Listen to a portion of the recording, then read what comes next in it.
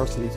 They're major economic engines to the job skills needed to be able to fill those positions and for those industries to be able to produce their goods and services. I'm excited.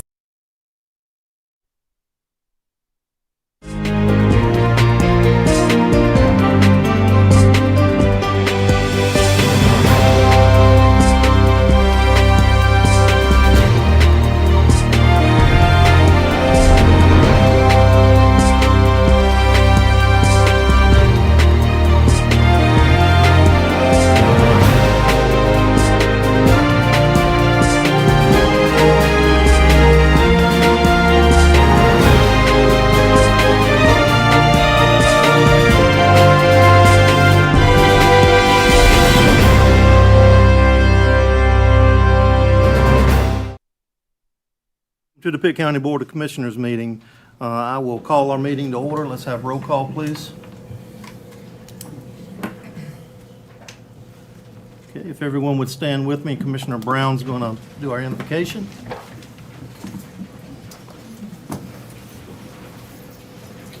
Dear Heavenly Lord, thank you so much for this day. You are so good. We invite you into this meeting, into this room tonight.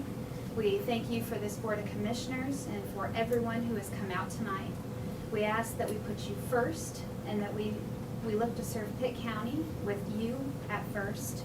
Lord, we love you. We give you this evening. In your name we pray.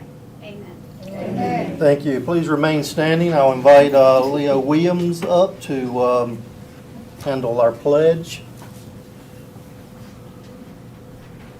Introduce yourself and tell us what school you're from. Good evening. My name is Leo Williams. I'm from Pitt Community College, Early College High School. Struggling with my button. I was a part of our Student Government Association. I was the secretary last year. And thank you all for having me this evening. At this time, please join me in the Pledge of Allegiance. I pledge allegiance to the flag of the United States of America and to the republic for which it stands, one nation, under God, indivisible, with liberty and justice for all. You may be seated. Thank you, and have a good evening. Thank you, Mr. Williams. Appreciate you coming out.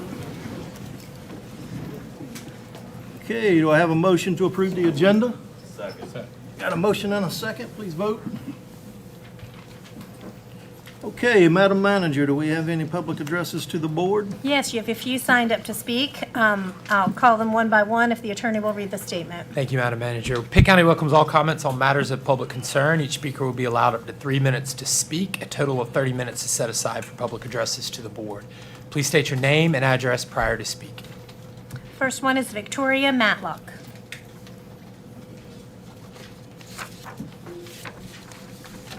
Good evening. My name is Victoria Matlock. My address is 517 Coventry Court, Winterville, North Carolina. I am the licensed clinical social worker for the Pitt County Department of Social Services Child Welfare Division, and I have been for almost 5 years now. Being the LCSW means that I am the therapist on staff. I complete mental health assessments and provide therapeutic services for families involved with child welfare. One of the main reasons I complete mental health assessments for children in foster care, and most important to the topic at hand this evening, is for the children in foster care in need of higher levels of care, meaning regular foster homes are not equipped to deal with the behaviors displayed by the children, and a higher level of care is clinically necessary. As the LCSW, like I said, it is my job to assess for the appropriate level of care for our foster kids, who have all experienced trauma and who have not all experienced love. The youth we have in our care are not the average set of young people. They have experienced the worst of life at a very young age, and while so many of our youth are resilient and fight to break down barriers, there are some who are just struggling to survive in a system that is sometimes built against them. When the youth themselves are the perpetrators of physical or sexual abuse, the system is built to tear them down like it would an adult perpetrator. We have children who are not safe to leave around any other youth, and sometimes adults, which unfortunately negates the majority of licensed foster care placements. I have had children in this county's custody describe the ways in which they have sexually abused other children, describe in detail how they plan to kill the adults tasked with caring for them or their social workers, or how they plan to kill themselves because the system never helped them. The type of placement these children need does not exist, not in the numbers in which the foster care system needs them to. I would ask if you guys would think about if you would want those children in your homes after reading or hearing the things that they've described to me with your families. I know I'm not willing to make that sacrifice, nor am I willing to make the sacrifices that the child welfare staff have to make when placements are not located. I know for a fact I could not do the job that our child welfare workers do. A child not finding placement isn't just a $sign concern, it's a staff well-being concern. Because now someone who has poured themselves into this job doesn't get to go home at night and see their own kids. Working in this building has humbled me. The amount of passion and strength that exists within our staff is beautiful, and it's quickly stifled by the demands and reality of child welfare. And while I understand that the child welfare system is not something that I can task this board with fixing, Pitt County's funding for our small section of this system is something I can ask this board to see the need for and meet. Thank you. Thank you for coming out. Elizabeth Bonham.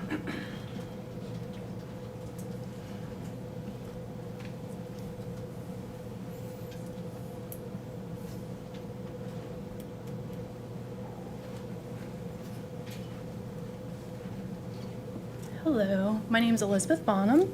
I reside at 1811 Bradford Drive in Greenville, North Carolina.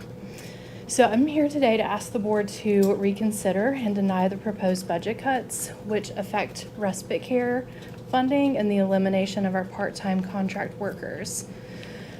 If you don't know, respite place is used for emergency placements when no other placements can be found, and it's also used when we're trying to place children with difficult behaviors.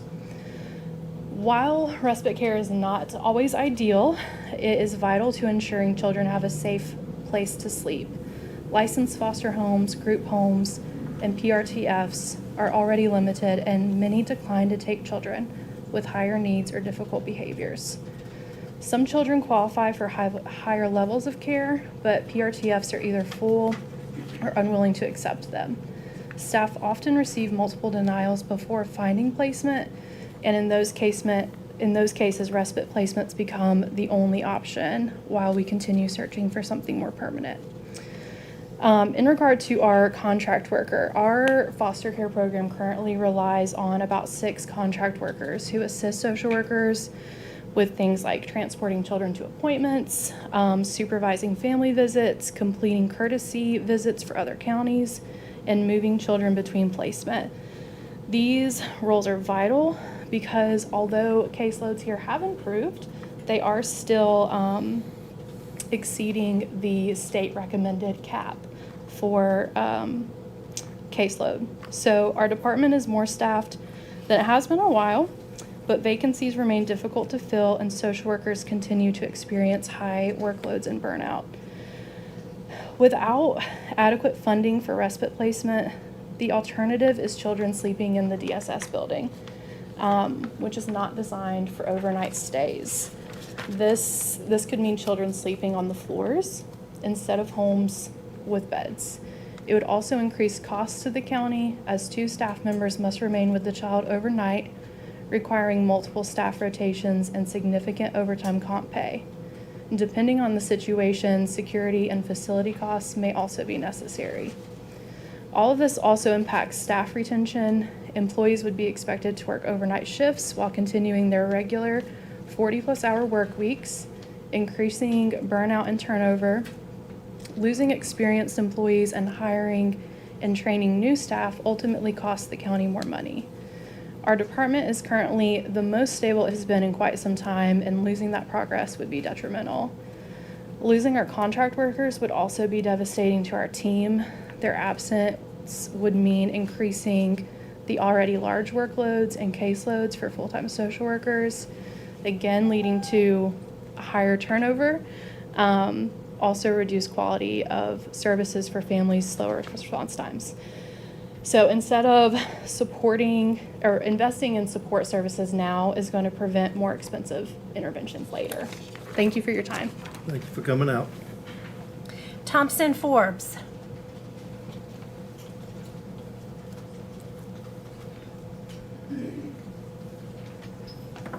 Good evening. Thompson Forbes, 2313 Wheaton Village Drive. I come to you, speak to you tonight as the registered nurse member of our Pitt County Board of Health about the consolidation agenda item you have for decision later in your meeting. The Board of Health was made aware at its regular meeting on May the 12th, 2026, that a resolution to consolidate the Pitt County Public Health and Pitt County Social Services Boards was under consideration. At our January meeting, the Board of Health received an overview of the health services consolidation in North Carolina. At that time, the board requested that the county manager attend the February meeting and provide county-specific context on consolidation. And county manager did. We had a great education learning about that both times. But in neither meeting was an imminent decision to pursue consolidation presented. Rather, consolidation was presented as part of the strategic plan. It was recommended that the Board of Health submit a letter to the commissioners based on the board's stance on consolidation, seeing as Social Services Board had submitted a statement in 2025. During the adoption of the strategic plan in March, consolidation was understood to be a long-term concept for exploration rather than imminent action. It was clearly stated during that meeting that the commissioners wanted both the social services and public health boards to know that adopting the plan didn't mean consolidation would occur. It reflected only the intent that it was possible to explore that. The consultant from Barry Dunn, in presenting the strategic plan, stated these were not next week actions, but plans for the next 5 years. This matters because what's unfolding now doesn't reflect that understanding. The Board of Health responded in good faith through its formal letter, and that letter was not a passive response. It clearly acknowledged our openness to change, the opportunity to collaborate between social services and the Board of Health. In that letter, it explicitly called for exploration and consolidation and before any structural change, asking for the track record of other NC counties that had consolidated, what measurable improvements social services or the health department outcomes had been a result of consolidation, and if a new operational model that facilitated collaboration between the agencies could be implemented now and improve outcomes before a full consolidation. These are not barriers that we were trying to put in place. They were due diligence for a decision that's difficult to reverse. The Board of Health is not just another advisory group. It exists to ensure the community's health is protected through a focused and informed oversight. We asked not to stop, but just to pause to ensure that we take action correctly in the best interest of citizens of Pitt County, respect the service of the members of both boards, and make an informed decision based on outcomes that are going to benefit the health of Pitt County citizens. Thank you. Thank you for coming out. Joshua Foy.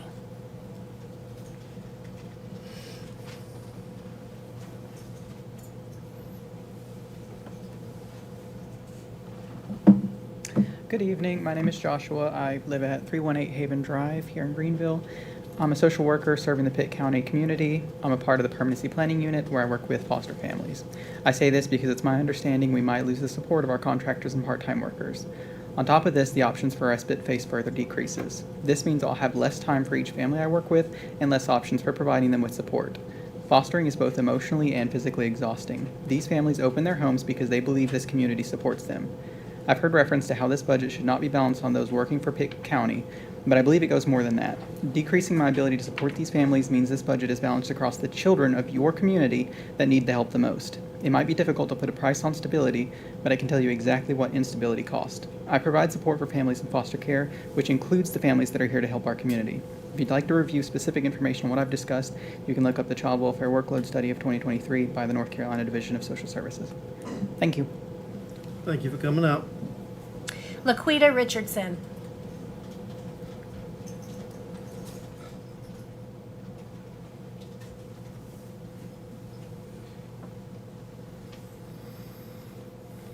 Good evening, everyone. My name is Laquita Richardson. I work with Permanency Planning.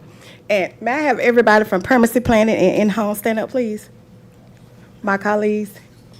As you see the numbers that are standing up, and I already heard the stories of my other colleagues in reference to staying at the agency. How can we cut the budget when we don't know how many children we may get into custody? There have been weeks where we have gotten 20 kids in custody. We don't know anything about them. They are traumatized. We don't know the level of care, so we can't put a price tag on each child's head. However, it is costly for us as far as putting them in respite, but we have to find out what level of care they are supposed to be in. But when you've stayed up here all night, got to go to court the next day, try to focus and not embarrass the agency in reference to stand up here late at night, or you work 24 hours out with a child because they ran away, or you're out in the community trying to find placement, your colleagues trying to find placement. So cutting the budget as far as the respite placements or any other resources that we may have that help our children, we cannot put a price tag on that. Because as you see, the people that are standing, we have been in the trenches to say, hey, this child needs a better home. They're already traumatized. So we cannot put a budget on that. And then until not only just going to court, it gives us an opportunity with our contract people that help us, for us to be in the office to make sure that the county records are correct, that all the documentation is in, and that we as a team can work together for the best interests of our children. Thank you for coming out.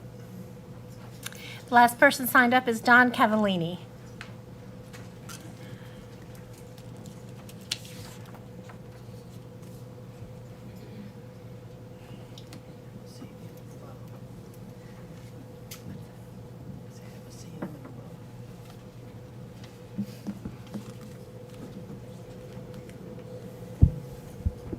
Good evening. So most of you probably know me as the co-chair of the Pitt County Coalition Against Racism. However, in order to put food on my table, I worked 22 years as a behavioral health counselor, both here in Greenville at a state facility, Walter B. Jones Alcohol Drug Abuse Treatment Center, and in Wilson at the Wilson Community Health Center, now known as Carolina Family Health Centers. And having worked within a system that was once in the public sector, I stand here to tell you that change isn't always for the better. I watched the mental health system here in Pitt County go to privatize. It was broken, and it's no better than it was then. Now, I hear that the consolidated, and by the way, despite the stated justifications for this change of consolidation, I hear that it's to cut administrative costs. I hear that it's, quote, to meet the 9 principles of federal merit system. How is this any different than what we have now? And by the way the federal government is going now and how it's treating state and local entities, I perish the thought of what might happen meeting some kind of federal guidelines. If you choose this option, please proceed with caution. It's been mentioned before, maybe you should wait to make this change, to pass this resolution tonight. I have some questionable leadership. There's some questionable leadership in the Department of Social Services. People work very hard there. Family members have worked in food stamps. I have church members who have worked in child support. Many of them worked during very short staff periods and during COVID. Unfortunately, some veteran staff members were fired or forced to resign during the reign of the present director. What makes you think that consolidation is going to prove these things? I ask you to consider deliberating a little bit more carefully before you make this change. Thank you. Thank you for coming out. Okay, Madam Manager, we'll move on to presentations. Yes, we have 3 presentations, none of which require a vote of the board. If we can go down front. The first one, while we're walking down, Joseph Goody, our Employee of the Month. Joseph Goody, come forward. Joseph.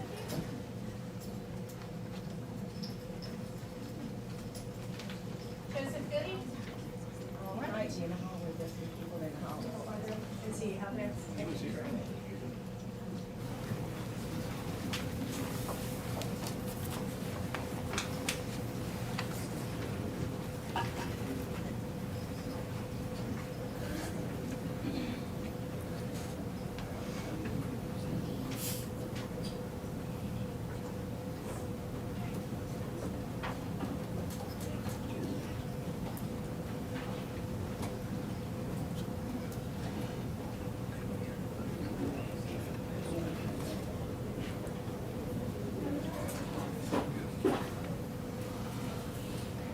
right, and Joseph Goody can come forward. Excellent, wonderful. Thank you for your patience, and we'll put you right here on the blacktop. Thank you. The second meeting of each month, it is my honor and pleasure to recognize our Employee of the Month. And this month, a certificate of $100 is presented to Joseph Goody with Buildings and Grounds in recognition of your dedication and exemplary service to Pitt County government and the citizens that we serve. We were thrilled to read your nomination, which recognized your strong work ethic, your reliability, and your willingness to always take initiative. You have high standards in your work, and you consistently deliver excellent results in a timely manner. Your coworkers say that your can-do, positive, and professional attitude make you a pleasure to work with every day, and that you are highly respected by everyone in your department and throughout this county. So we thank you for being a model for other employees, for embodying the principles that we follow in Pitt County government, and thank you for your service and recognize you this evening if the chairman will present the certificate. On behalf of the Board of Commissioners, congratulations. Thank you for your hard work.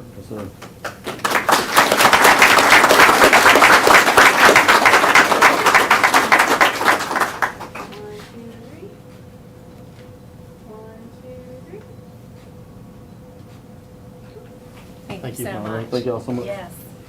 Then if we could have the team from Emergency Management come forward for a proclamation recognizing Emergency Medical Services Week. We can fit you all in.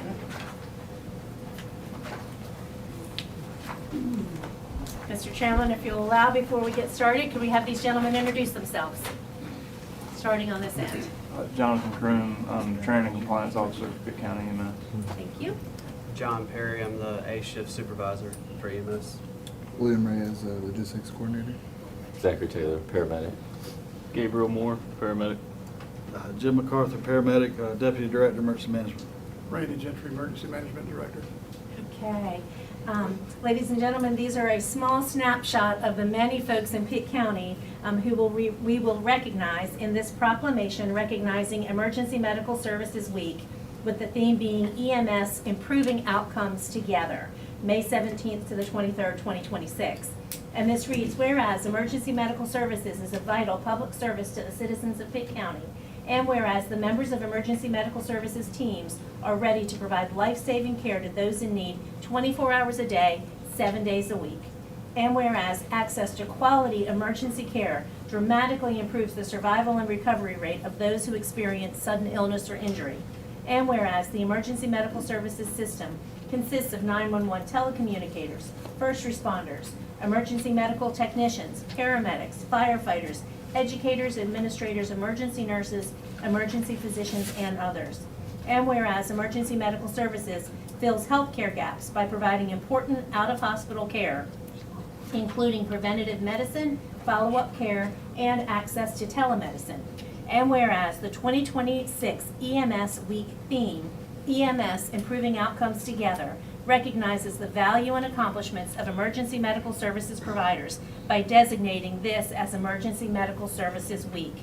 Now therefore, the Pitt County Board of Commissioners do hereby proclaim the week of May 17th to 23rd, 2026 as Emergency Medical Services Week throughout this county, and urge all people of Pitt County to recognize and support the many activities and efforts of emergency medical services providers. Adopted this the 18th day of May 2026, signed by Chairman Mark Smith and attested by Kimberly Hines, Clerk to the Board. Mr. Chairman, if you will present that to the group. On behalf of the Board of Commissioners, thank you all for your hard work and congratulations. Thank you, sir.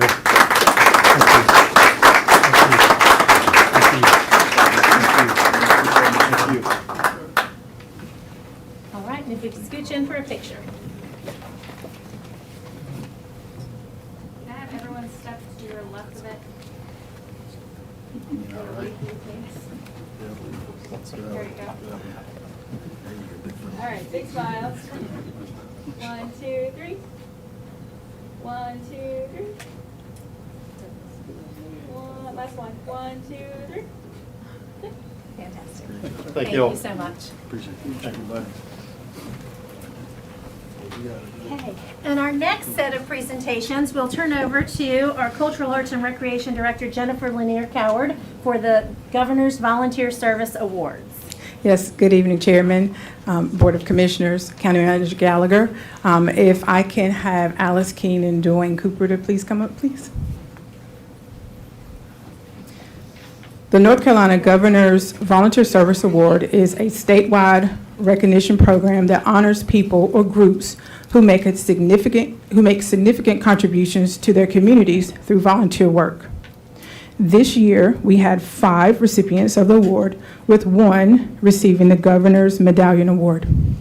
Before we call up the 5 recipients, we want to recognize Dwayne Cooper, who's president of United Way, and Alice Keene, who is Special Projects Coordinator for Pitt County Cultural Arts and Recreation. So once we call the recipients, if you would stay up here so we can have a group picture afterwards. We would first like to call Trequavius Harris. Trequavius Harris has demonstrated an exceptional and sustained commitment to volunteerism through his dedicated service building and maintaining community clergy involvement for ECU Health Medical Center. His work has been instrumental in strengthening the connection between the medical center and the diverse faith communities it serves, ensuring that patients and families receive compassionate, culturally responsible spiritual support during some of the most vulnerable moments. Mr. Harris. Thank you. Congratulations on behalf of the Board of Commissioners. Thank you. Have you stand right beside Dwayne. Thank you. Next, we would like to call Ms. Paula Lofton.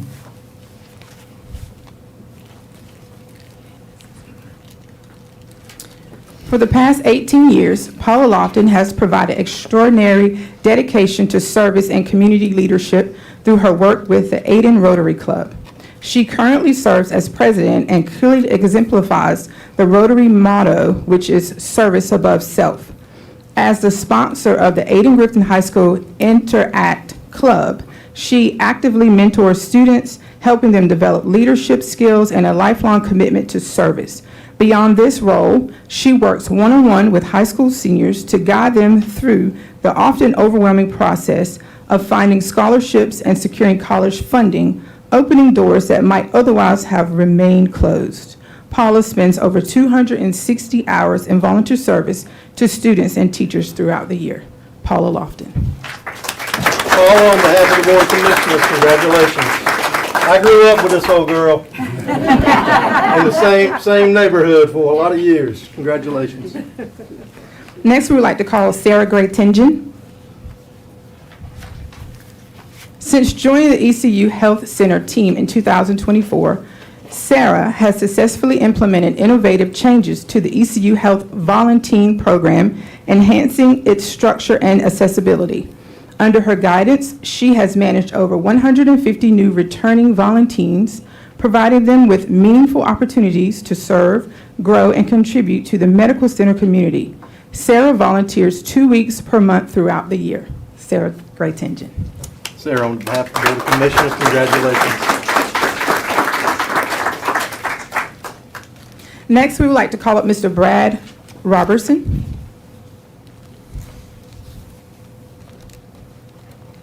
Brad Robertson serves the Pitt County community through his exceptional faith-based leadership, civic engagement, and community outreach over the past year. As youth pastor at Arthur Christian Church, he has dedicated time to mentoring and guiding youth throughout weekly lessons, event planning, community service projects, and faith development, serving as a consistent and trusted presence for young people and their families. In addition, Brad serves as an ambassador for the Greenville-Pitt County Chamber of Commerce and fills a number of roles with the Upward Basketball and Flag Football Program. He serves approximately 1,300 to 1,350 hours each year. Brad Robertson. On behalf of the Board of Commissioners, congratulations. Thank you. Now we would like to recognize the state chooses a very select group to receive the Governor's Medallion Award. And this year, representing the Council on Aging Home Delivered Meals Volunteers Program, Ms. Judy Ruffin Payton. Would you please come up? This program received the prestigious Governor's Medallion Award, which was presented in a special ceremony held at the NC Capitol in Raleigh. Over 200 volunteers each week are responsible for ensuring that meals reach nearly 400 seniors throughout Pitt County. Their commitment is the foundation of the program, which would not be possible without their loyal and dedicated service. Many of these seniors live at or below the poverty line. In addition to delivering meals, volunteers offer hope, a friendly smile, and a crucial wellness check for the seniors they visit. Their dedication is unwavering as they continue their service regardless of weather conditions. The time, talent, and love that these volunteers share make a significant impact on the lives of older adults who need it most. Over 1,800 hours are given annually. This is the Council on Aging Home Delivered Meals volunteers. On behalf of the Board of Commissioners, congratulations. Thank you. We'll keep you right in the center if you'd like, right here. And then if we could scooch in for a picture, and Jennifer, if you'll join us. Everybody take a step forward and move to your right. Now move to your right. Keep it going. Our left. Our left. That's our left. Like in a aerobics class. All right, you ready? All right, 1, 2, 3. 1, 2, 3. Last one, 1, 2, 3. Perfect. Thank you so much.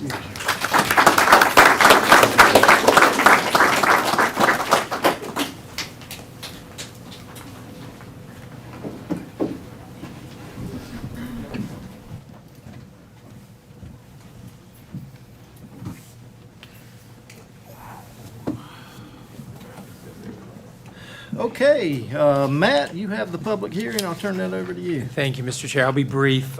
As the commissioners are aware, the Pitt County Schools Administration is housed in this building in anticipation of the new county office building and leaving this building. The county has been searching for space for public schools administration.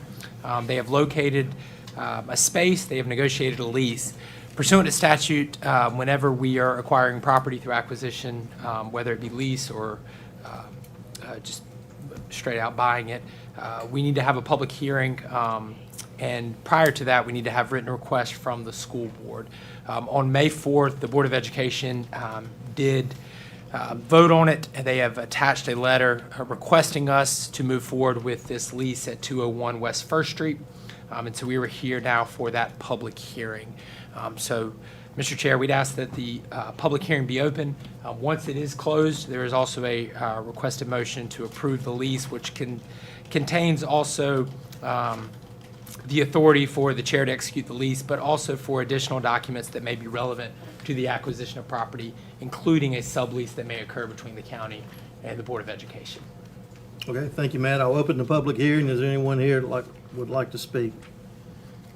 Okay, I'll close the public hearing. What's the pleasure of the board? Okay, we got a motion to approve. Do I hear a second? Okay, please vote.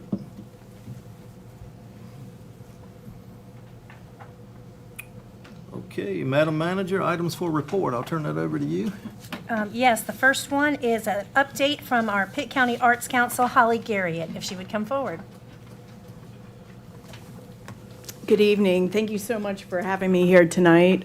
For some of you, this is a new update. For others, you have had me come here for many years, but I'm really excited to be here to explain to you a little bit about what the Pitt County Arts Council does. We are a very unusual organization in Pitt County because Pitt County didn't have an arts council for almost 2 decades, and the state of North Carolina came to Emerge Gallery and Art Center and asked us to become the Pitt County Arts Council in late 2009. So we have a very young arts council who has done a lot in a little over 15 years. We are now seen as a model local arts agency for the state, and when we have state meetings, especially during the pandemic, they called me in to represent Pitt County alongside Wake County, Mecklenburg, New Hanover. It was really amazing because of the partnerships that we have with Pitt County and also the municipalities. It really shows that we are one of the leading arts councils. So I'm going to quickly go through and summarize some of the services that we offer. And I want to make the distinction, Emerge Gallery and Art Center is our arm within our building. We do a lot of educational programming, but what our contract for services and what we do with Pitt County is outside of that. It's everything we do outside of our walls in our building. Our mission statement, I really want to point out a few things about our mission statement. It is to enhance the quality of life in Pitt County. And we all know we need to make this place a wonderful place for families to grow up, to attract and retain talent. And the arts and culture go right with that. And I think especially seeing that we now have a cultural arts and recreation department through Pitt County shows that you understand that it's not just, there's many things, and the arts and culture are part of every right that our citizens have. We also are dedicated to making the arts accessible to our entire community, and we do that not just through children and youth, but adults too. We need to take care of our adult learners all through our lives, from childhood to retirement.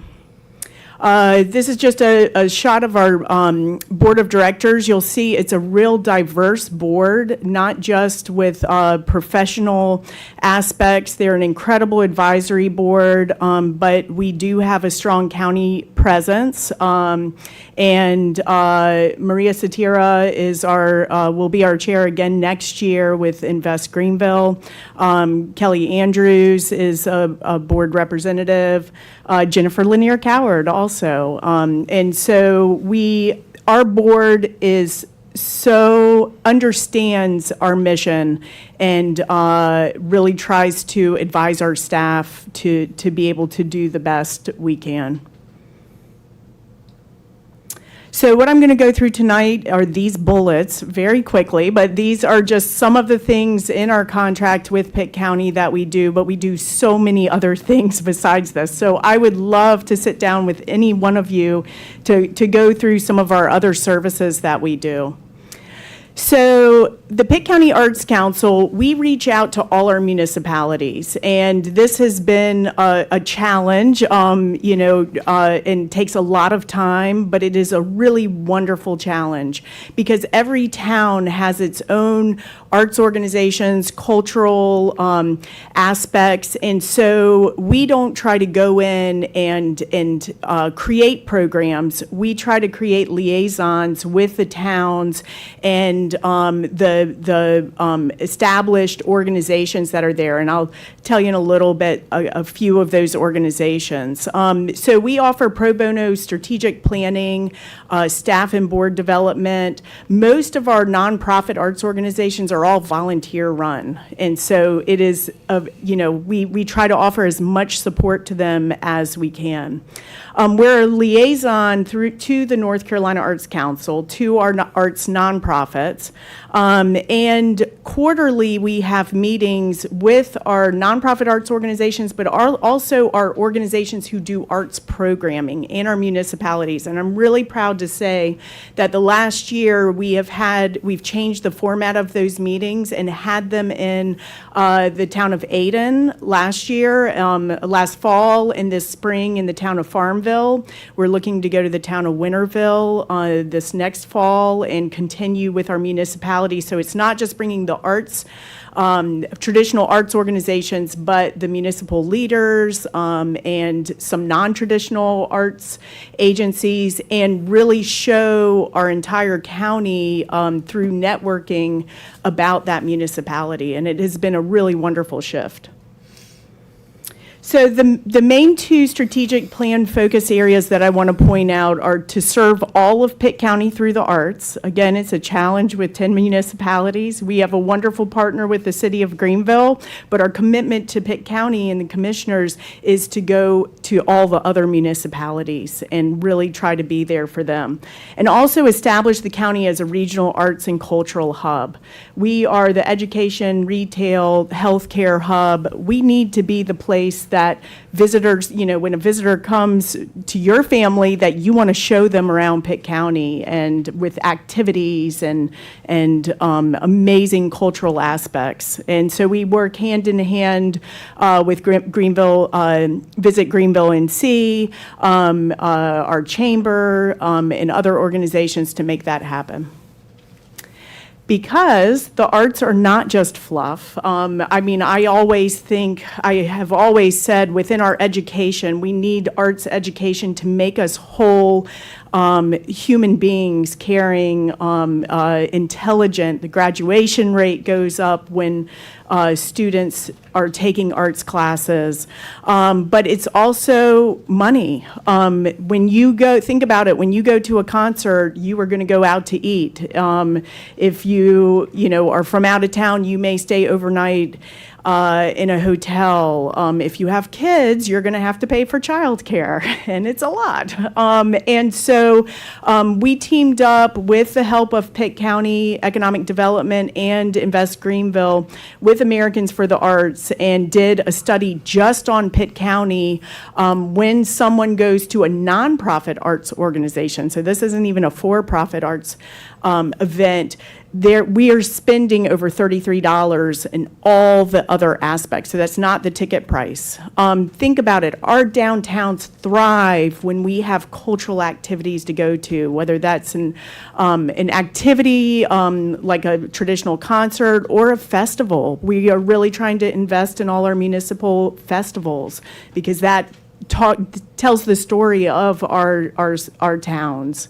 So we are very dedicated not only to helping these organizations and arts happen, but also document why this is so important, not just for that arts agency, but that comes back in spending and in taxes, sales tax. When you buy a ticket to a concert, you're paying sales tax on that ticket too. That is a fairly new item.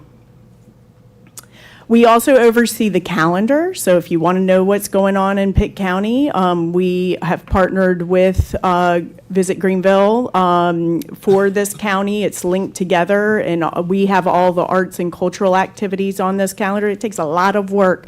We have so much going on, so much going on. We also oversee the Civic Arts Committee. So a lot of counties or municipalities have commissions. Because of our wonderful partnerships, we have resolutions with all these municipalities listed here to be the acting Civic Arts Committee.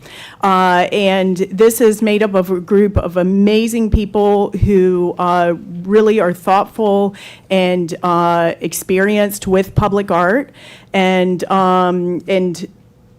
offer resources to our smaller municipalities free of charge, and also work with the city of Greenville and Pitt County to establish more substantial public art projects as well.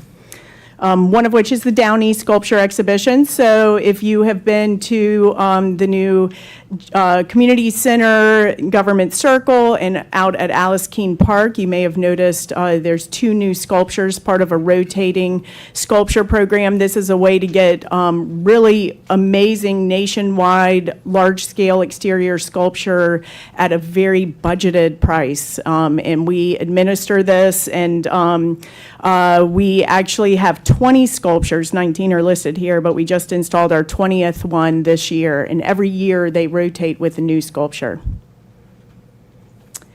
We also offer assistance to public art projects, and when I was talking about the economic impact of the arts, one defining factor of public art is that it's creative placemaking. It makes a place not only tell a story, but attracts tourists as well. And I am so thrilled to say that the town of Bethel, we're working on a mural to go on to the Bethel Pit Stop, the new health clinic. And that has been a wonderful partnership with Pitt County and Invest Greenville through their municipal grant. And by the end of this summer, we should have that mural completed. And we're hoping to also do this in some of the other towns. I would love Fountain to be our next one, perhaps with a mural of Freeman Vines in their downtown. But we offer our assistance to making this happen, and also try to find funding to also make it happen. Sculpture on the left is a new sculpture in the town of Farmville, and we also help purchase that sculpture for them. And I just have to point out the picture on the top, our students from our Youth Public Arts Project, which is a free program where kids come every Saturday to Emerge Gallery and Art Center. They're out at A Time for Science in Grifton painting planters out there. They did that last year. This last year, they painted a mural on Carver Library in West Greenville, and also at the substation on 5th Street. So a way that our main responsibility as the Pitt County Arts Council, and being the designated partner by the commissioners with the North Carolina Arts Council, is to disperse grassroots arts project grants. And so this current fiscal year, we have dispersed nearly $55,000 to 20 organizations throughout Pitt County. It is our largest number of organizations, and this is just a list of the towns outside of Greenville that we have funded this year. And I'm just going to quickly go through them. I'm not going to talk about each one of these, but it just shows you some of the projects that we are doing in the agencies that we're working with. The Aiden Museum, before we started working with them, they were only open one day a week for one day out of the month for 3 hours, and now they're open 3 days a week and have actual staff. And that is our goal, how we can help these organizations grow and sustain and be liaisons to us in the municipalities. And so you can see it's a real wide variety of programming and also organizations that we help fund.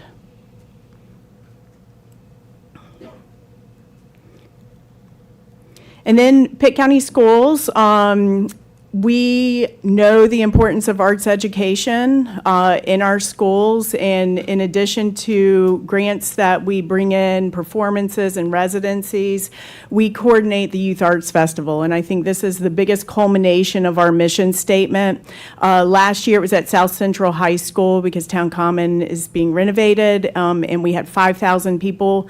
2 years ago when it was at Town Common, we had over 10,000 participants, and this is all free arts programming. We had over 1,000 performers go across the stage, mainly children's groups from the schools, and almost every school is part of this. But not only is it an amazing day of free arts education and entertainment, we raise sponsorship dollars and then put that back to a fund to the arts educators. And for the last 4 years, we've been able to contribute $12,000 a year for these arts teachers to buy materials and supplies. And some of these schools' budgets, I can't even imagine getting through a month, let alone a whole school year. And so this is a way to supplement what they do. And then lastly, I want to end with a new festival that we have started coordinating, which is the Mosaic Multicultural Arts Festival. This was our second year. I think the wonderful thing about the arts is it brings our entire community together through all different forms of arts and celebrates our community. And so we're really proud to be coordinating these festivals in addition to all the other administrative and support services that we offer. Again, in addition to what we do inside our building at Emerge Gallery and Art Center. So I will end with that slide and open it up for any questions. Any commissioner questions? Okay, great. Thank you, All Holly, right, for coming out. thank you so much. Your next report is Russell Hill for your tax collection report. Good evening, Chairman Smith, Commissioners, Manager Gallagher. This evening I present to you the April tax collection report. The fiscal year combined tax collection rate through April 30th for real and personal property was 98.95%. The combined rate 1 year ago for real and personal property was 98.92%. Pitt County Tax Administration continues to pursue all outstanding taxes using the necessary remedies available through the North Carolina General Statutes. If there are any questions, I'm happy to answer them. If not, it's my recommendation to approve the tax collection report as presented. Second. Okay, we've got a motion and a second. Thank you. Thank you, Russell. Next up, you have Michael Hardy for your monthly financial report.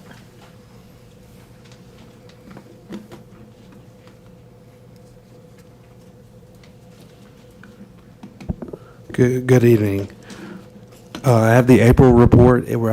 Take into account this is 83.3% of the year. You can look at the revenues for the general fund are currently at 80.4%, so you're right in line with 83.3%. You can also see the expenditure side is right at 74%, which it shows you the revenues are currently above the expenditures, which is a good sign.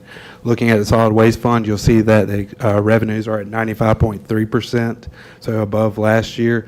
Also, with the expenditure side, they're currently at 77.6%. So once again, you can see that revenues exceeding the expenditure side, which is a good sign going towards year end. Also looking at EMS fund, you'll see as well 79.7%. Once again, that's right at the 83.3% year of year. And also the expenditure side right at 81.5%. So you can see that particular fund is revenues are meeting the expenditure side. If there aren't any questions, I would ask this to be approved. Got a motion for approval and a second. Please vote.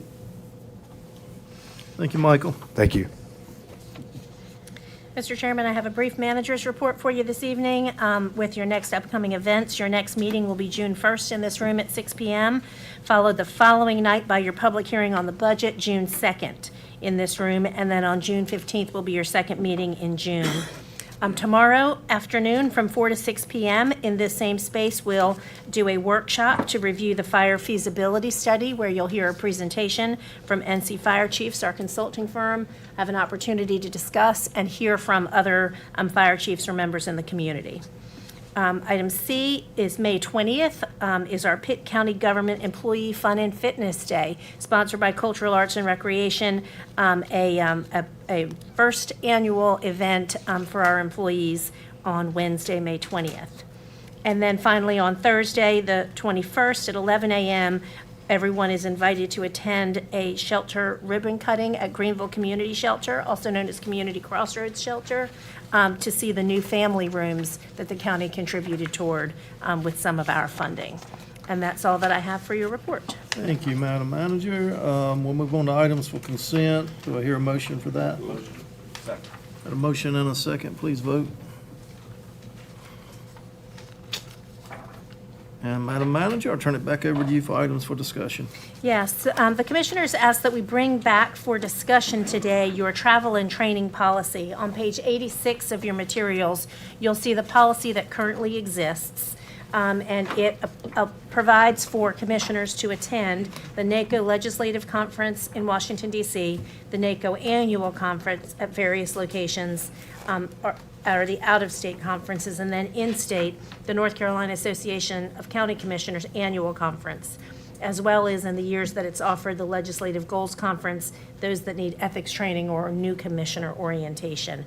We currently budget $40,000 per year for this, and your expenditures year over year have come within budget. According to that last paragraph of the policy on the bottom of page 86 and finishing on 87, any conferences or workshops not included in that list are paid for by the individual commissioner unless it's brought to the board for approval by a majority vote. and I'll turn it to you for discussion. Okay. Commissioner discussion? Everybody don't jump at one time. Commissioner Nunley? I'll jump in. So I think, in reflecting on this, and I know we wouldn't touch it on the budget side, but we did want to provide some flexibility, and I thought a way to handle it is if we could maybe add some language that, that the commissioners may elect, the two national conferences that are outlined in our materials, or the local, or those of like kind and similar situated, or something along those lines, so that it's a comparable conference, so that they would not have to come to our board necessarily for approval, but just leave that within the manager's discretion. So if it's a local training session and it's of similar import, of similar capacity, size, and price as those already listed in our manual, why not just be practical and afford that commissioner the opportunity to attend that without having to come before the full board? I think that would provide flexibility, and it would also provide some guidance and leave some discretion with the manager and her team as it relates to, is this, I don't think anyone on this board needs it, but it just does provide a little bit of a cap on it. So if it's something that's way outside of the bounds of what our charge is as commissioners, that would allow the manager to say, hey, I think this is outside of the bounds, that needs to come before the board. But if it's within the bounds, if it's in the same description, the same training capacity of those that we already have listed in the manual, allow it without it coming before the board. I think that's an easy solution. Any other commissioner comments? Commissioner Manning? Thank you, Mr. Chairman. I just reiterate what I said at the last meeting. I just used Commissioner Huggins as an example. I think she sits on the Health Department board, is that correct? And there was a conference that she would like to attend that in related to what you have assigned her to do. And I think it's just the flexibility that Commissioner Nunley talked about, I think would be beneficial in those regards. So I would go along with that. Thank you. Commissioner McGlowhorn? Thank you, Mr. Chairman. The manager had outlined her recommendation, I think you said, in your last meeting, and I think it was some misunderstanding in terms of what you recommended. At least that's what I gather. Would you repeat what you recommended? And I think it was some similar to what has already been discussed. Yes, so I think what I recommended during budget workshops was to increase the total amount of spending for travel and training and divide it by commissioner, up to $61.50 per commissioner. After discussion there, it appeared the sentiment of the board was to keep it flat, but find another way to increase flexibility. So my initial suggestion was, for the purpose of increasing flexibility for those who wanted to attend conferences or sessions that were not those prescribed in your policy. And my original recommendation was to add additional money to do that. But I think now what I'm hearing is a desire to add additional flexibility without increasing the total dollar amount. Adding additional flexibility without increasing any money. How can we do that? I do have a text. I do have a proposed text to add. And so it would read, in our policy currently, under trainings included, special trainings and additional workshops not included in the list above may be taken at the expense of each individual commissioner. Instead, read, special trainings and additional workshops not included in the list may be approved if within the manager's discretion. The special training and additional workshops are of like kind and cost as those included within our booklet. Those outside of that, and then we could continue. Those that are not of like kind or expense may be taken at the expense of each individual commissioner, and continue. So just add that little bit of a text amendment to provide the flexibility and just administrative ease at facilitating it. Any other That comments? would be my motion. And I don't have any issues with the flexibility as long as we're not increasing the budget. That would be my motion without touching the budget expenditure. Any comments? I'll second his motion. All right, so we've got a motion and a second to add the flexibility, but it doesn't add any funds. They'll stay flat. Correct. Okay, let's vote. You didn't get your question answered, did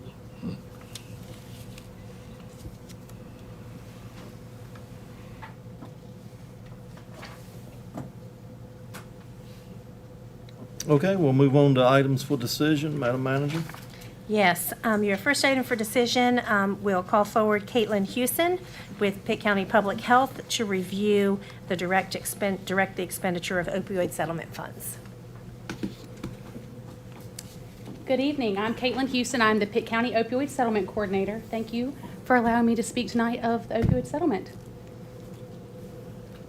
So for the funding, guidelines, and guidance of the opioid settlement. So there was a national settlement that occurred with your large pharmaceutical and distributing companies of the opioids. Some of those organizations that you might recognize, the name is going to be Walgreens, Johnson & Johnson, and most recently Purdue. The guidelines on spending were created by the Department of Justice through a memorandum of agreement, and the guidance that we have comes from the OSTAT team and then the Core NC. In following the memorandum of agreement, there are two options in which a county can operate. We are Strategy A in Pitt County, which means we have 12 ways in which the funding can be expended. Tonight, we are presenting the resolution to show that 10 strategies will be recommended for funding. Criminal Justice Diversion Program and addiction treatment for incarcerated person at this time is not being recommended. The data requirements.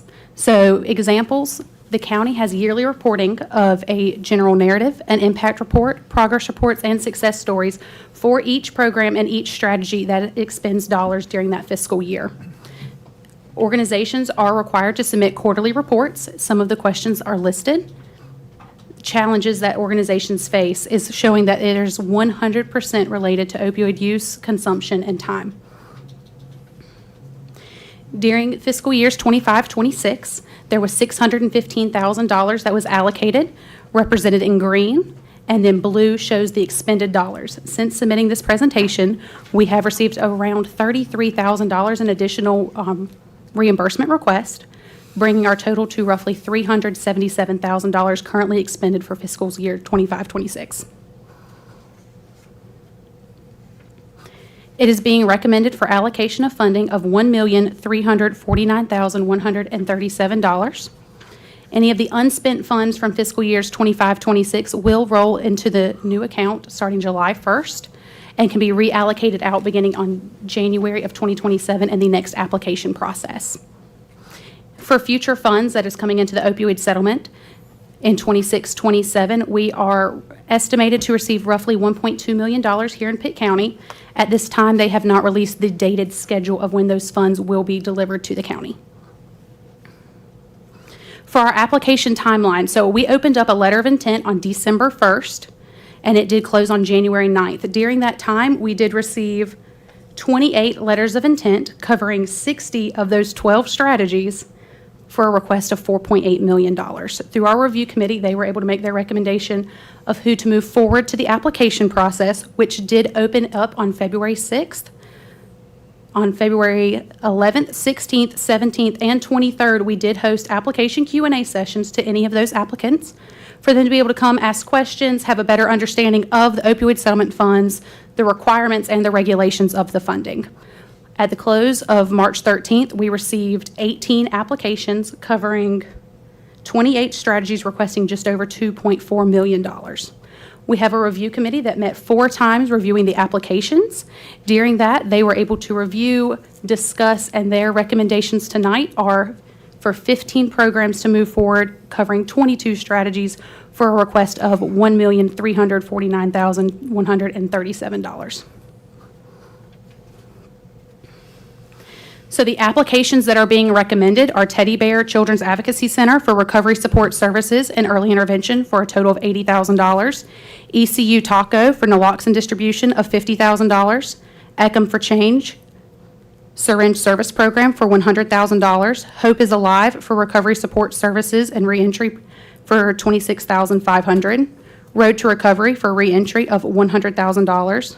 Quantinia Community Solutions for recovery housing support and employment-related services for a total of $93,000. Pathways to Life for evidence-based addiction treatment, recovery support services, and recovery support services behavioral health treatment court for $195,000. Integrated Family Services for naloxone distribution of $15,000. Hope Restoration for a reentry program of $55,800. Pitt County Coalition of Substance Use, also known as PICSU, for naloxone distribution of $80,000. ECU Health Foundation for naloxone distribution of $15,000. Engage ENC for evidence-based addiction treatment and recovery housing support of $175,000. Town of Farmville for naloxone distribution of $6,600. Pitt County Health Department for collaborative strategic planning and recovery support services for $224,237, and Pitt County Emergency Management for post-overdose response team and naloxone distribution in the amount of $133,000, for a total of $1,349,137. Applications not being recommended at this time by the review committee are the Pitt County Coalition of Substance Use, also known as PICSU, Daughters of Worth, Where Healing Begins, and the Pitt County Behavioral Health Treatment Court.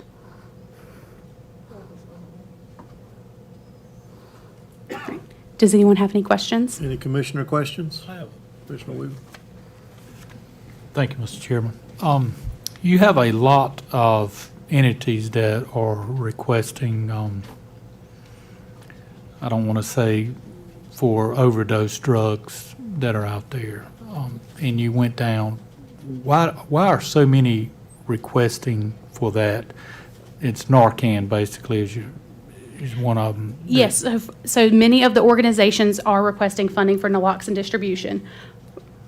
Across the board, that is something that an organization, regardless of who they are, can implement to be able to have a positive impact within the community.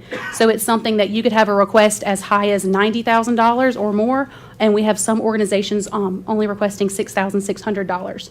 So it's something that can be implemented into an organization, and so it's become very popular within the opioid settlement on a statewide basis. My concern is how many people are asking for that? I know we are. You got EMS that needs it, but then you have certain groups and certain municipalities. Could we not combine all of it together and have one person that distributes it out to those places if they need it, compared to just giving them money for it? Yes, and so for this year, the resolution, we are recommending 6 programs for naloxone distribution. With the data requirements that come from the opioid settlement funds at that state level, the data requirements are very restrictive. So you would have to be able to have that partnership with all of the organizations and be able to notate the zip code in which every box of naloxone is distributed. So, or a lot of organizations would struggle in the sense of if you had one organization over it, being able to manage and maintain the data requirements for the state level. Thank you. Thank you, Mr. Chairman. Commissioner Manning? Thank you, Mr. Chairman. I just wanted to add this drug that you use, or the antidote, Narcan, is that the naloxone? Naloxone, yes, sir. All right, I was just reading an article today, and there are apparently synthetic drugs that are hitting the streets now that are even more potent and dangerous than fentanyl. Yes, sir. Does that drug does it help reverse the effects of what's hitting the streets now? Yes and no. It depends on the drug itself. So naloxone works towards the part of the atoms of the opioid receptors. So with that, you do have to have an opioid within that drug. So some of the drugs that are currently on the street do not have an opioid. So they're not hitting that receptor that naloxone is able to cover and protect that individual from. So it all depends on the drug itself. So it's not it doesn't cover everything, but it does cover a large portion, especially with fentanyl being in many items. So the potential there is things can get worse. Yes, sir. And it's what it sounds like to me, because this article laid out that where we've done a lot of work to try to stop the ingredients of fentanyl being the crooks have gotten other things together, and they're making other drugs that are even worse. So thank you. Thank you for what you're doing. Thank you. Commissioner? Yes, thank you. Oh, I'm so sorry. Go ahead. Go ahead. I was going to say that one of the reasons this money is here is because we filed a lawsuit way back, and it was specific. And because we were a part of the lawsuit, this is why the money is available to us, and we must spend it as the lawsuit had provided, if I recall that correctly. And some of us was not a part of the board at that time, but it was specific as to how we had to spend the money. Commissioner Brown? Yes, thank you very much for what you're doing as well. Can you go back to the application recommended pathways? Can you just confirm that exact name of that Yes, organization? Pathways to Life. To Life. And do you have an address on that by chance? It is located here in the city of Greenville. I can provide that It is exact in address. Greenville. Yes, Okay. it is in Greenville. Perfect. Thank you so much. Okay, any other questions? Mr. McGlowan? What application process was used to determine some of these organizations? Yes, so we did release to the public, starting in December, the letter of intent, but we have a formalized application process that we've created here in Pitt County for organizations to be able to first submit a letter of intent. It is then reviewed by the review committee we have put in place for them to make recommendations to go to application, and then the applicant will then submit an application that answers numerous questions and then provides a detailed proposed budget that our review committee is able to review to be able to make their recommendations. Were there any other organization applied that was denied any funding?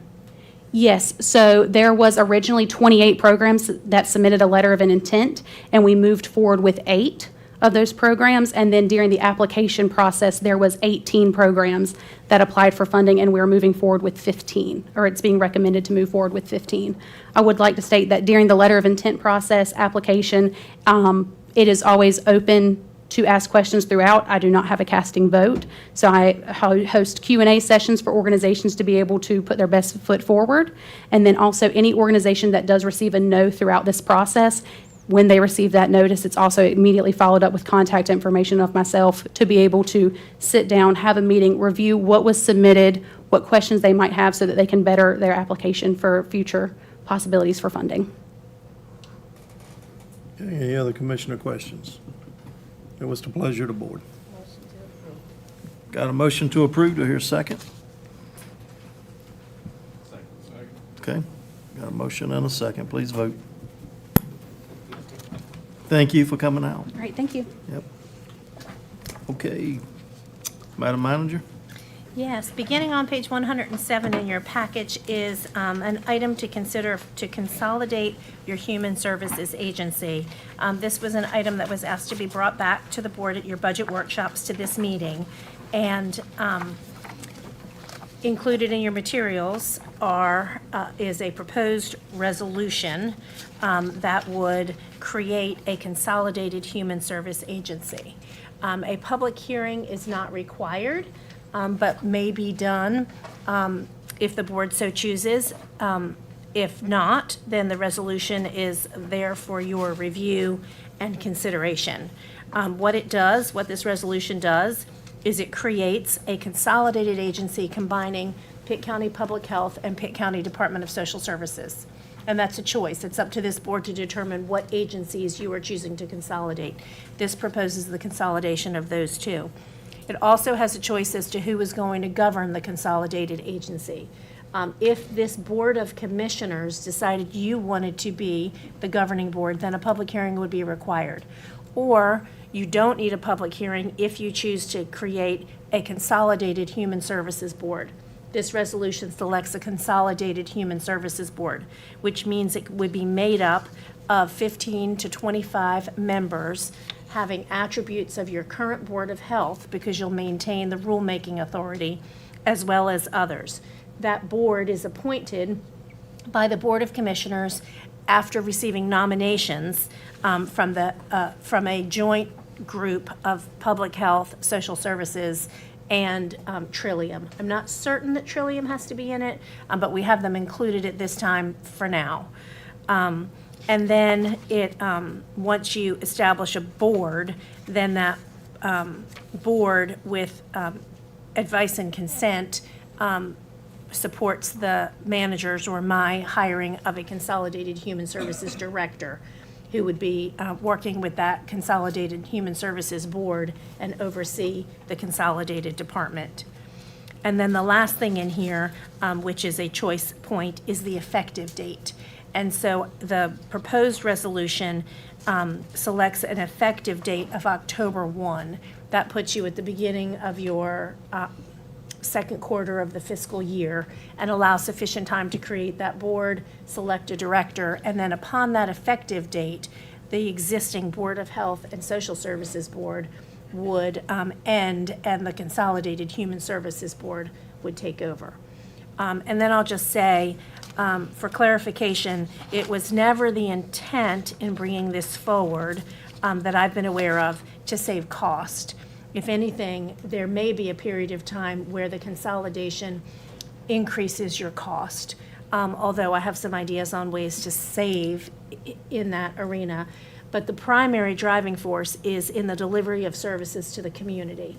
And so by coordinating the efforts of social services and public health, you can better align the work that they're doing and enhance the quality of service to the vulnerable population that both entities serve.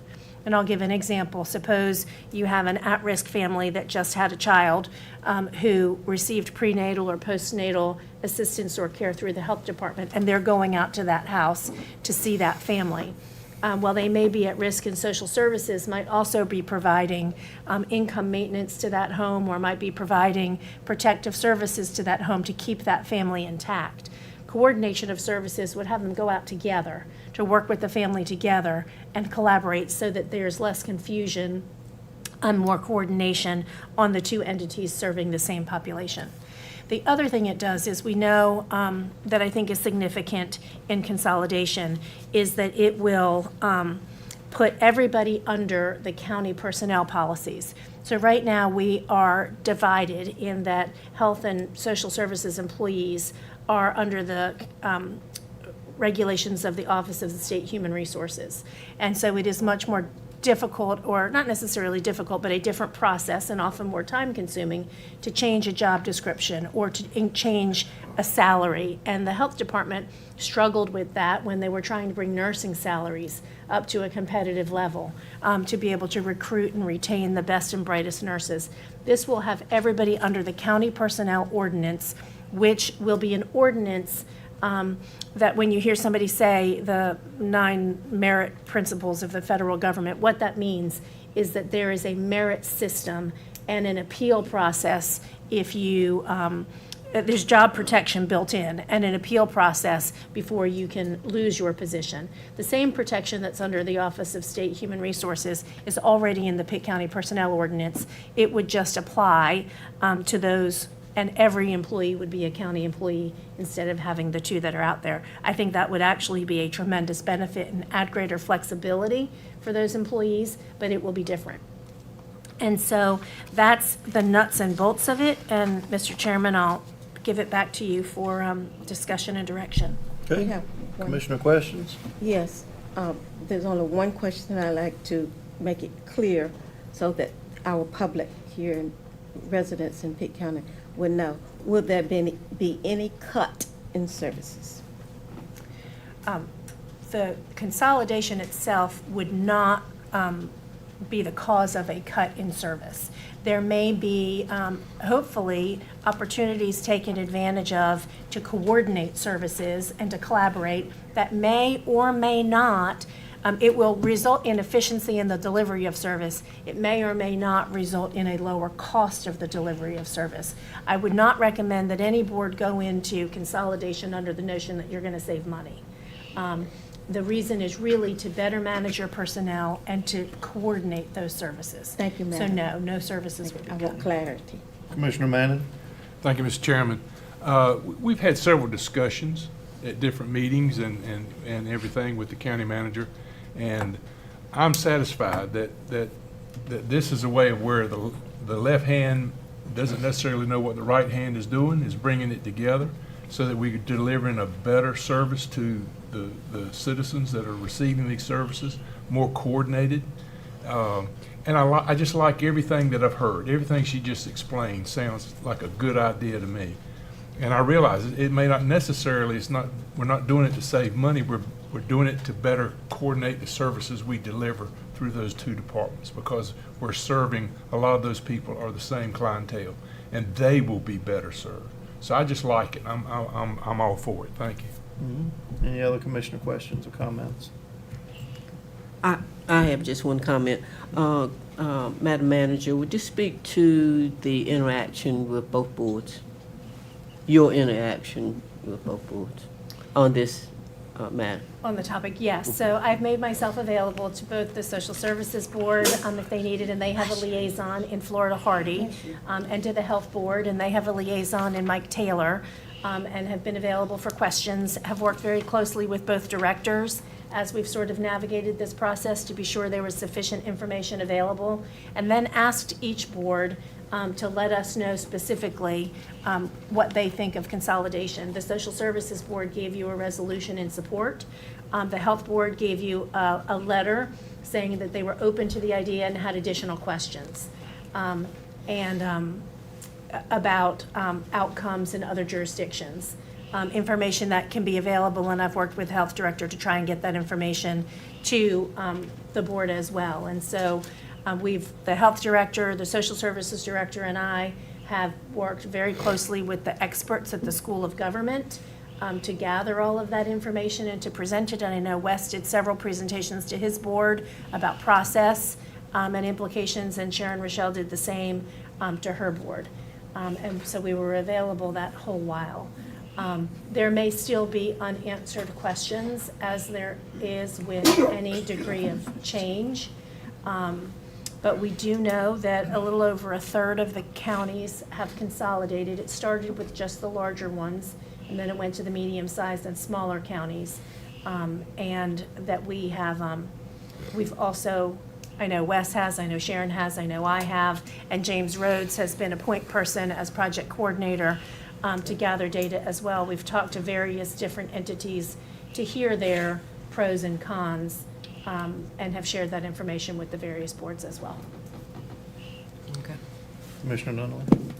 Thank you, Mr. Chair. I think one of the things that myself, and I think maybe some people in the public that have concerns about, anytime you hear consolidation, anytime you hear merger, you have that concern that what you're really doing is you're seeking efficiencies to save cost. So to use your example, you have one person going out to hit the home for that visit as opposed to having two.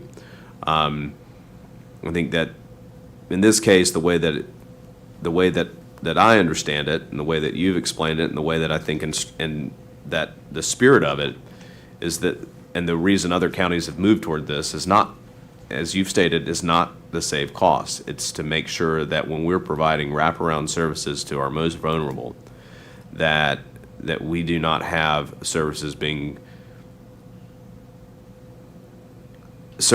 rendered in silos. And now, consolidation doesn't guarantee that things are going to work well, right? Because structure doesn't necessarily mean a structural change that doesn't solve all of our problems. And I think that's important for us to, as we walk into this too. It's not going to be a magic formula where somehow magically next year everyone's going to be receiving better services. What the hope is, though, is that you put the two entities together under formal leadership, and that maybe some of that administrative wherewithal, as a part of the consolidated services, allows both organizations to perform their stated missions better, and then in a more collaborative way, and that actually does over time result in better services. I don't go into this consideration thinking that it's going to fix all of our problems, but I think that it would be a mistake to do that. So I'm in favor of it, but I don't see it as a quick fix. Any other commissioner comments or questions? Thank you, Mr. Chairman. I think that the consolidation is not new. I would like to point out, first and foremost, everything that Madam Manager has said. Thank you for saying all of that. I agree with all of that. But this, we heard from several people tonight say that maybe to take a step back and to, think about this a little while longer. I would just like to say, since the moment I have at least been sworn in, I have been hearing from not just this board, but from Pitt County in general, from residents, how this is a desire, which coincides with our strategic plan. So it is 5 tours, I do believe. Is that what you said, Madam Manager, on the data that we received from the public, that this was a desire Yes. by the residents of Pitt County? So I think that that's very important to make note of, that this is something that as a county we have been asked to do, but this is not new. I think that the ongoing conversation has been discussed at a magnitude of different levels. So again, I just would like to reiterate the fact that this is about the experience of the families of which we serve, who are navigating very similar challenges by multiple departments. So yes, it will ultimately, hopefully, create efficiencies, not necessarily to save money, but in the end, if it is a better steward of our tax dollar, I think that that would also be very important to note. But I just want to say thank you to everybody of all the comments. I think it's all very important, and I just stand behind this and in favor in it. Okay, what's the pleasure of the board? And I'll second. To approve. Okay, we have a motion and a second. Let's vote. Okay, thank you. Madam Manager? Yes, next up you have Florida Hardy to address a proposed bereavement leave policy that you heard me reference in the proposed budget. Oh, did I Good miss evening, one? Mr. Chair, I board members. totally missed number 2. And as the manager just mentioned, yes, she did mention this during the budget process, presenting a bereavement leave policy for our county employees. And she also shared with you that there will be no additional cost to the county if we implement this policy. But what it does allow, it gives our employees up to 40 hours of leave that they can use if they suffer the loss of a loved one. This gives them time to attend the services, do some grieving, and take care of themselves. It will replace what we had in the sick leave policy. We built it into our sick leave policy years ago just to give them an option to use their sick time if they lost a loved one. It doesn't take the sick leave away from them. Their sick leave will still stay in their sick leave pot, accumulated, and they can use it for its intention, which is to take care of themselves when they're sick or their family members when they're sick. So this 40 hours would be in addition to that. It would be a prorated amount for our part-time employees who sit in established positions, so they would get a prorated amount of the 40 hours, and this is per calendar year. So we're asking, if you would, to approve this policy. Also, allow us to make the change to the sick leave policy. We're going to strike the use of sick leave towards the death of a loved one and to update our definitions page to include bereavement leave. Any questions for Florida? Make a I'll motion make, to yeah, I approve. was going to Okay. make a motion. We got lots of motions Lots of and a motions. second. Please vote. Thank you, Florida. Thank you. I think we missed one, Madam Manager. I We're going did, my back. Okay. apologies. I'll backtrack to number 2, which should have happened before Consolidated Human Services. Is your strategic plan implementation action plan. And you have materials at your place settings. You have a strategic plan booklet and you have a strategic plan mini booklet. And Public Information will put a poster up on your screen that summarizes all of that as well. You may recall, there it is, and that's very small for you to see, but that's okay. We can get that to you also, and all of that information is in these materials. Back in February, the board heard from Barry Dunn and adopted the core principles of our strategic plan, as well as a mission, vision, and updated value statement. I wanted to bring all of that back to the board for your one last final look, and then also provide to you the action plan for year 1 within the strategic plan.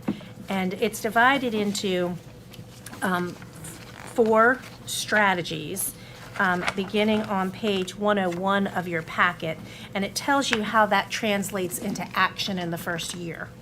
And so for for the first priority of community well-being. That encompasses health, social services, recreation, public safety, animal services, and some components of homelessness. And you'll see in your book the objectives that we are hoping to tackle within year one of this strategic plan if the board adopts these as it's prepared. The first one under community well-being references consolidation of human services. Then it goes on to talk about your fire feasibility study and how we'll support fire services.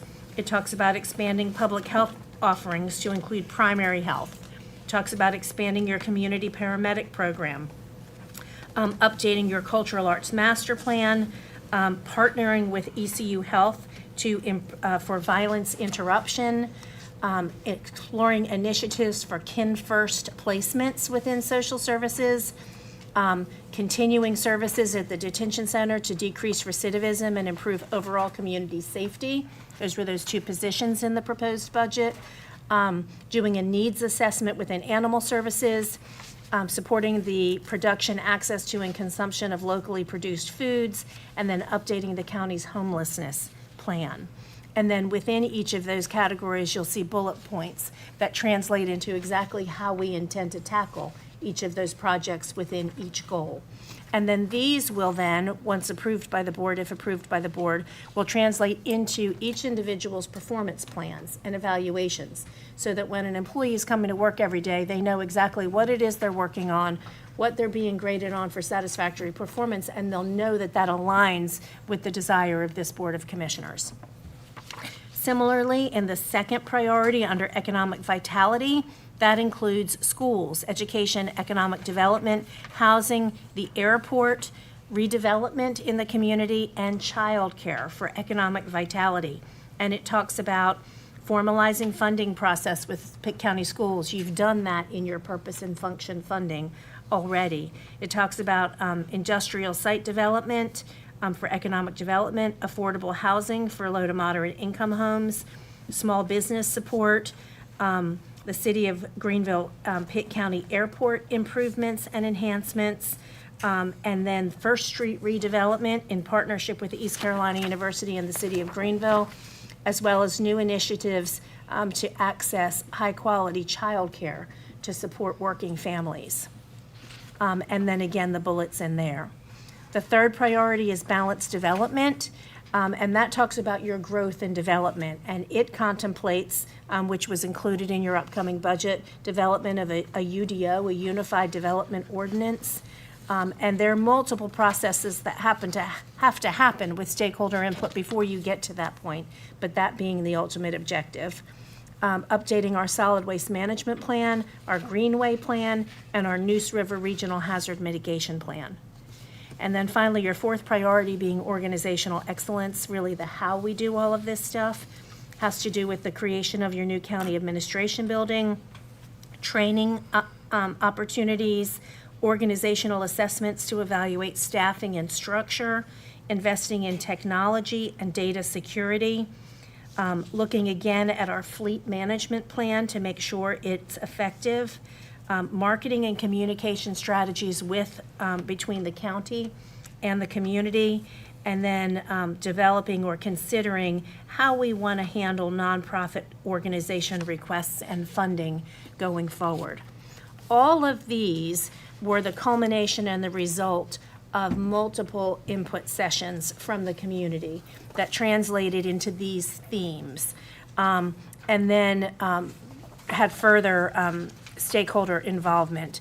I think it's important to know that these were not internally driven strategic objectives. In your booklet, it talks about where the information came from. There were 4 live sessions, 1 virtual session, 303 survey responses, 233 employee responses, 76 individual community stakeholder interviews with our partners and community leaders. We had 3 focus groups, in addition to those forums, soliciting information in person and electronically. And so all of that feedback was put together into these themes and is presented to you for final approval this evening or any other questions or discussion you might have. Any commissioner questions, comments? What's the pleasure of the board? Second. Okay, we've got a motion and a second. Please vote. Okay. Okay, thank you, Madam Manager. I think we're down to number 5 now. Yes, and that is an appointment to your Juvenile Crime Prevention Council. It is being recommended that Akeem Thomas be appointed to fill a vacant at-large seat. What's the Motion. pleasure of the board? Got a motion, or here a second? Second. Okay, please vote. Okay, we're down to commissioner comments. I'll start to my right, Commissioner Brown. Thank you very much. I would just like to say on the strategic plan, thank you very much for all the work that has gone into this. I do feel as though it's really important that we look at the funding and how future requests are budgeted on this. So I apologize to use my comments on that, but that is just something that I want to make sure that we come back to. Madam Manager, do you know what the timeline looks like on that as to when we'll look at the financial? Yes, so I think for your current proposed budget, departments submitted their budgets the way they always have, and we've sort of channeled the manager's recommendations into the preliminary goals that we had. Going forward, for any department to submit a budget request, we'll ask that it be tied to a particular strategy within the strategic plan, so that those that are outside of your plan would be the ones not recommended for funding, and those within your plan would be higher priority for funding going forward. And so it will be a change in practice in how department heads request their money to tie it to the strategic plan. And then ultimately, it's within the discretion of the board to fund. Would it be possible to get an estimated implementation cost on what the strategic plan, both existing and non-existing, maybe looks like in the future at some point? Yeah, you mean the cost to implement it? Yeah. Yes, we can get you that. So that would include the cost of messaging. Well, you mean? The cost of the actual plan itself to roll that out over however long this plan is going to be planned for. So if it's a 5 or a 15-year plan, what over the course of those years, maybe that implementation cost would approximately look like, I guess, for future boards to not be caught off guard?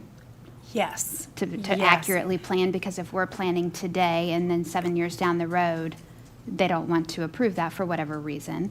I just feel like Yes. knowing the existing and then, because there are a lot of things on that plan that are already existing, that we have already covered. When we were developing the plan, so the answer is yes, and I can bring those numbers back to the Yeah. board. When we were developing it, and I'm going to look to James Rhodes as our project coordinator, who was integral in strategic planning and that process. In the chart, there was always a box that said covered within existing funds or additional funding needed. So we can, many of the boxes were within existing funds. It's just changing the way we do things. Other items need new funding. We can total the value of everything in the plan that would require new funding and bring that back to the board. Perfect. Thank you very much for clarification. I appreciate it. No further comments. Okay, thank you, Commissioner Perkins Williams. Keep moving, all right. Commissioner Weaver? No comments, thank you, sir. All right, Commissioner McLaughlin? Oh, it's quiet tonight. Commissioner Huggins? Well, thank you, Mr. Chairman. I will say that I attended the North Carolina Association of County Commissioners Board of Directors meeting Friday and Saturday in Cherokee. That was not on the county's dime. But even though I sit on that board of directors as representative of Pitt County, along with Martin, Beaufort, Bertie, Hertford, I believe, I'm still representing Pitt County. And on that, the board of directors, we're also looking at strategic plans for 5 years. So we passed a strategic plan.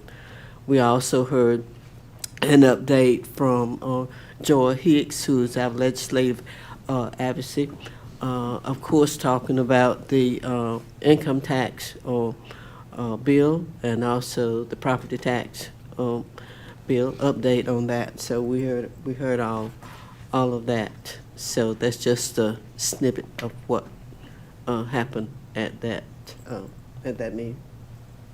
Thank you, Commissioner. Commissioner Nunley. No comment. Commissioner Mann.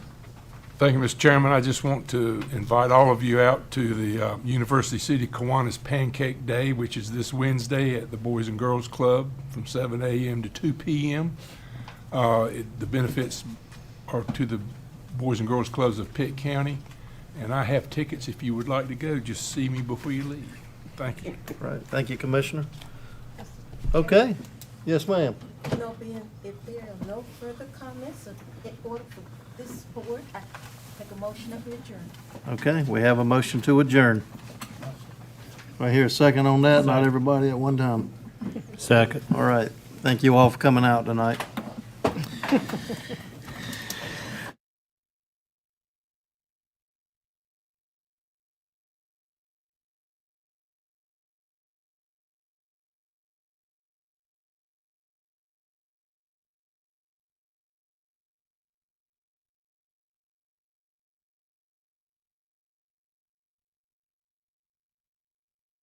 Building families is the pursuit of places that promise stability, growth, and ample opportunity for the future. One of the reasons that parents are leaving urbanized areas to come to Pitt County is because of the community that we have here. There are such great opportunities here.